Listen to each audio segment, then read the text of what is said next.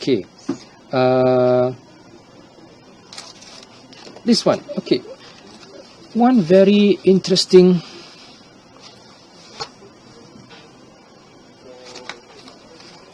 thing about this particular set. Now, I've reviewed two of these sets, the magnetism set and the life cycle set. These sets are pretty self-contained, in a sense that you can take out this set, you can actually bring the kids to the lab, take out this set, and they can immediately start discussion or playing or handling of the materials of the equipment inside of the apparatus inside. They are all within that set. Okay, but this is very interesting. Obviously, we are going to test strength using these weights.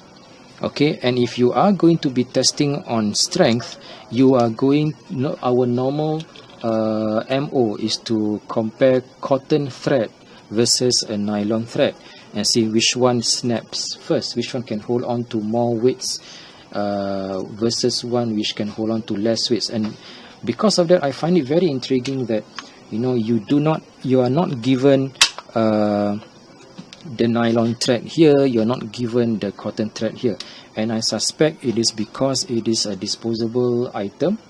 Okay, that you still need to actually ask Miss J or our science TA to actually get the threads for us. Okay, right, so there we go. This is the set. Okay, and I bring your attention to this wooden block. Okay, anyone has any idea how this wooden block is going to be used? Okay, at first glance I couldn't tell myself, but then I noticed something very interesting, that this ruler has the same width as the notch itself.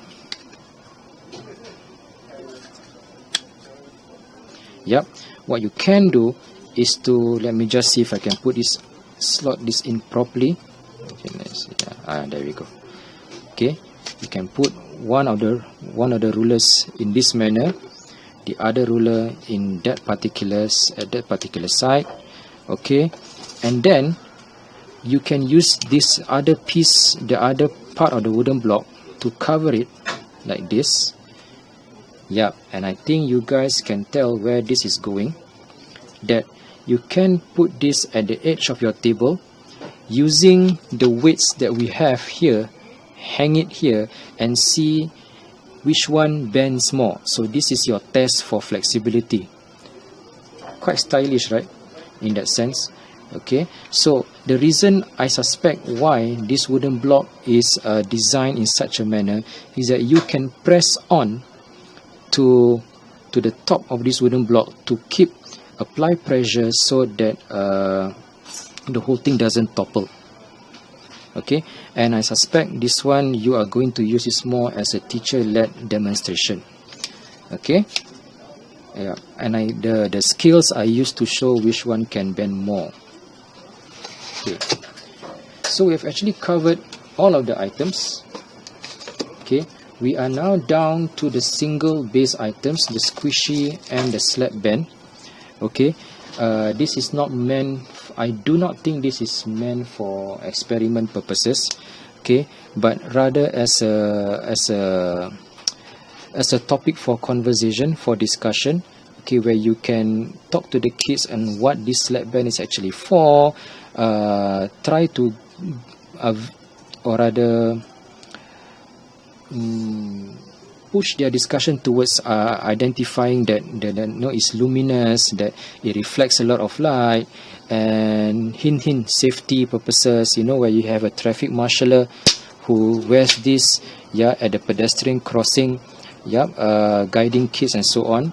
Okay, and because of its elastic nature, okay, it is easily kept and easily worn. For Lucas Core of 2A, Lucas Core of 2A, please go to gate 1 now. Thank you.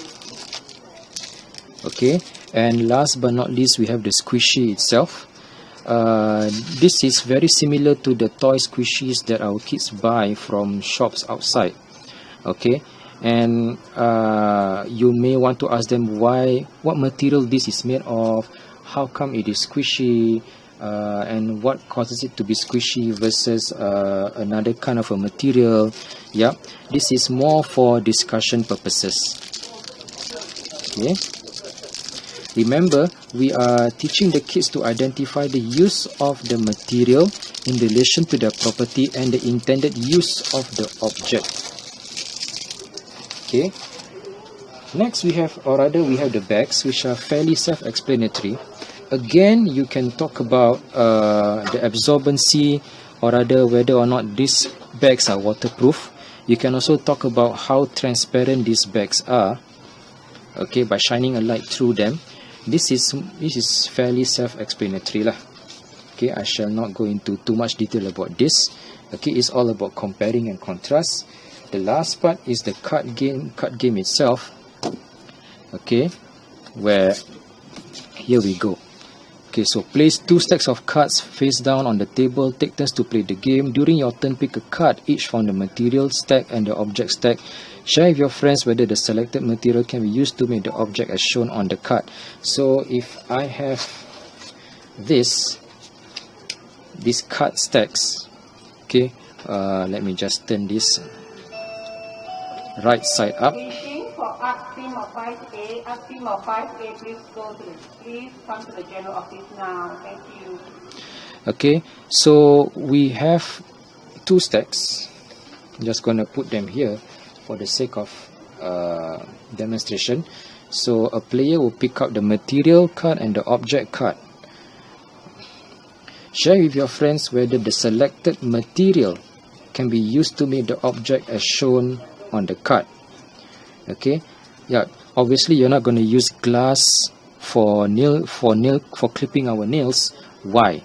Okay, then the kids will have to explain by bringing up by relating the physical property of the materials to the use of the object.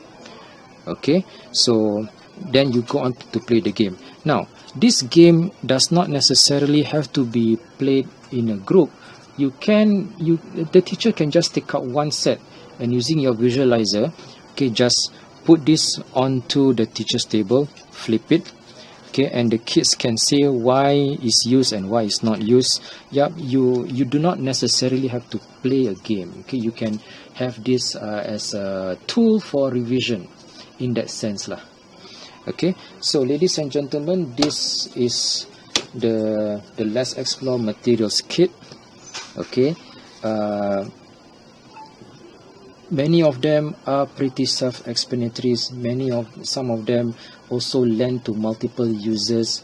It's all up to your discretion and your creativity in how this set is to be used with the kids. Okay, and I find this to be another worthy addition to the Sparkle set. Okay, if you have any questions, we can have a discussion about it. Alright, and I'll see you in the next video.